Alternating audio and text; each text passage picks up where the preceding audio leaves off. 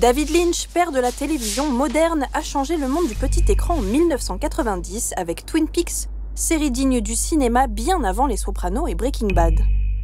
Un cinéaste discret qui se raconte dans le très beau The Art Life, documentaire fleuve qui a nécessité 4 ans de travail et se regarde comme une boîte à souvenirs.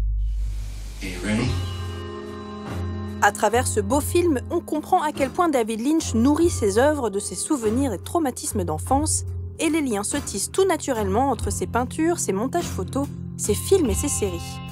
Et comme nous sommes follement amoureux de Twin Peaks, c'est cette dernière que nous avons vu se dessiner sous nos yeux, dans l'atelier du metteur en scène, à commencer par ce trio de griffes à collier. Le générique mythique de Twin Peaks se retrouve également dans ces hautes cheminées que Lynch imaginait la nuit, durant le tournage de son premier film, Eraserhead. Around me was the factory neighborhood, and I'd imagine it, and it was so real. And sometimes it would rain, and I'd hear this rain, and I'd be in this room, and I knew what the streets were like out there and the diners. It was really dark and filled with smoke and big factories, huge smokestacks, fire and smoke and steel. David Lynch a grandi à Spokane, une ville de 536 000 habitants située à l'est de Seattle, dans l'État de Washington. C'est également dans cette région que se trouve la ville fictive de Twin Peaks, bordée par la forêt.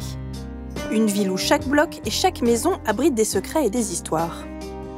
Like I said, maybe, my world was no bigger than a couple of blocks up until high school. Really no bigger than a few blocks. And that's why I say huge worlds are in, those 2 blocks. Huge. Everything's there. Everything.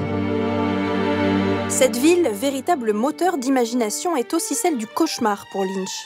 Un soir, alors qu'il jouait avec son petit frère devant sa maison, une apparition horrifique les tétanise. I don't know what we were doing, but from across Shoshone Avenue, out of the darkness, comes this,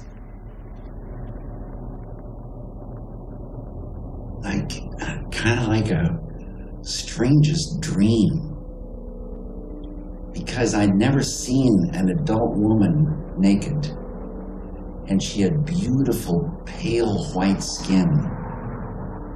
And she was completely naked. And I think her mouth was bloodied. Nous pourrions tenir ici une des images annonciatrices de Twin Peaks.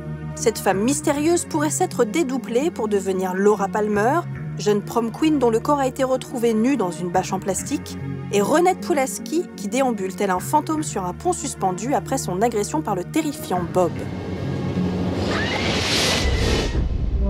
Dans une succession de peintures assemblées par les réalisateurs du documentaire, nous retrouvons les images qui deviendront symboliques de Twin Peaks.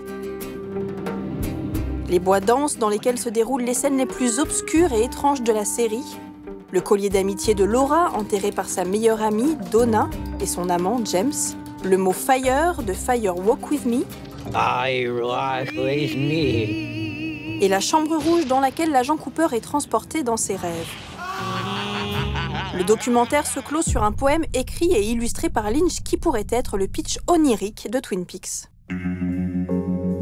On y devine la maison de Laura, paisible en apparence mais habitée par les ténèbres. Puis arrive Bob, le meurtrier de Laura aux yeux exorbités se précipitant sur elle. Ce même Bob qui, à l'approche de la splendeur de Laura, se voit lui-même. Ce reflet, c'est celui de Leland, père de Laura, son véritable meurtrier sous le masque de Bob. Twin Peaks a-t-elle grandi en Lynch depuis sa plus tendre enfance pour qu'elle se sente dans chacune de ses œuvres, ou vit-elle si fort en nous que nous la voyons partout? The Art Live nous invite et vous invite à vous questionner et trouver les clés qu'il vous manque pour faire la lumière sur un cinéaste aussi sombre que flamboyant.